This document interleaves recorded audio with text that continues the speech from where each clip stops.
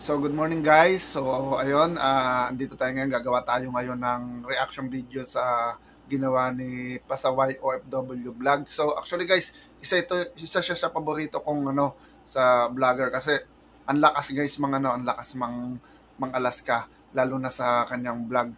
So lalo na doon sa ginawa niyang video about doon sa nag-viral na mga Indonesian. So ayun, panoorin natin guys yung kanyang mga na ginawa daw tanga yung mga Pilipino sa kala ng mga Pilipino totoo yung nangyari sa isang babae sa isang lalaki na Indonesian. Panoorin na natin guys yung kanyang video about doon. So let's go. Ito na. Napanood yung video na yan? Naniwala na kayo? Napanood yung video na yan? Naniwala na kayo? Kala niyo totoo? Tama naman talaga. Tama. Wala akong ganyan. Ano yan? Aso? Nakala? Ayon po See? sa Content Indonesian lang. News, wala po yun for content lang. Ang daming Pilipino For strategy lang yung guys para tumaas yung views nila.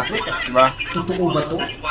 So congratulations sa nag-post po. Maraming Pilipino nag-post. Naniwala. Nakala.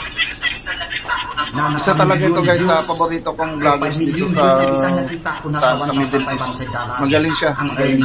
Magaling siya mag-ano ng So, sinong nakapost doon, kumita. Kung monetize ka, hindi ka na violation. Tingnan nyo sa YouTube, ni-research ng tao sa Indonesia kahit saan, wala.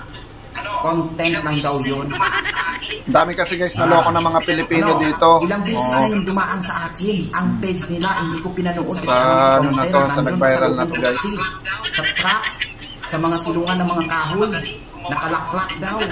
Totoo naman talaga. Ang content, Indonesia magaling gumawa Totoo naman talaga. Galing talaga gumawa ng mga content yun. Ba? Ang totoo lang, makinig ka. Yung umihi sa Facebook at yung nag-ibot-ibot ng bulbol, yun ang totoo, hindi fake. Oh, yung babae guys na nagbubunot ng bulbol sa nagbubunot ng bulbol na babae. Iniipon niya, diba? nakatagpas Yun, sa kwarto niya. baka din yan. Tingin ko content lang din yun. Pero personal yun. Para strategy para sa kanyang nagbubunot, vlog. Nagbubunot sa garden. Naniwala ba kayo? Wala po yan sa mundo. Nandun sa kabilang buhay pero hindi ganyan. Bakal po galing sa impyerno, itusok sa babae. Kapag ano pa ang ginagawa niyang kalaswaan. Pinapalo sa bakal mula sa impyerno. Oh, ang dami pa niya nakalagay dito, 500 guys. Strategy yan guys. Kung ang babae at sa lalaki ang ginagawa nilang ganito, lalo na hindi kasal, hanggang nanganak na, makakagawa doon sa kabilang buhay. Doon niyo matikman ang parusa ng Diyos. Marami na kayong anak, hindi pa kasal. Nagsasama sa isang bubong pamilya. Doon po, makanta nyo doon sa kabilang buhay. Christian man or Muslim, kapag mayroong kaganyang ginagawa, doon mo makanta. Kapag ikaw ay patay na. Sa mundo wala yan. Kaya, yung mga nagsasama dyan may mga anak niya, hanggat hindi inyo yan ikakasal sa mata ng Diyos, yahit kayo. Nagsasama kayo sa isang bubong na walang kasal-kasal, yan po mangyari sa inyo doon sa kabilang buhay. Lalo na may mga itik sa ibang bansa, OFW may itik, doon yung matikman, hindi dito. Ang matikman lang sa mundo may itik, Muslim siya.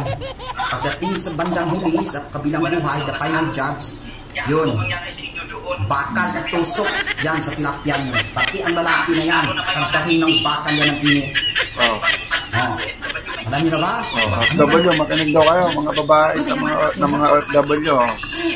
Salamat pala sa inyo. Mga boyfriend ng mga itik. Maraming nauto doon. Itik daw, sabi niya. So, ayun talaga guys, tingnan nyo. So, marami talagang nabudol. Madami talagang nabudol nung nag-viral na yon. Kaya ayun guys, ang pagpe-Facebook talaga or pagba-vlog, strategy rin 'yan kung paano tumaas yung views, paano makahatak ng tao. So, ayun, isa 'yun siguro sa naisip ng mga Indonesian para mag-viral. So actually, marami nang gumaya ngayon ng mga ang iba nga may gumaya diyan bakla, may napanood ako sa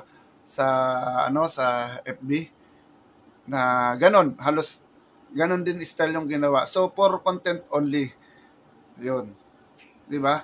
So, wag naman tayo masyado maniniwala sa mga ganyan. So, tingnan rin natin yung totoong nangyari kung talagang lalo na't ibang ibang lahi yan. So, alam nyo na ngayon, ang daming gumagawa talaga ng mga content na para lang sa ikakabayaran ng kanilang mga videos. So, ayun, hanggang doon lang guys. Thank you. Salamat sa inyo sa panonood. Please follow naman my page. So, thank you, Jerry Montano. Thank you.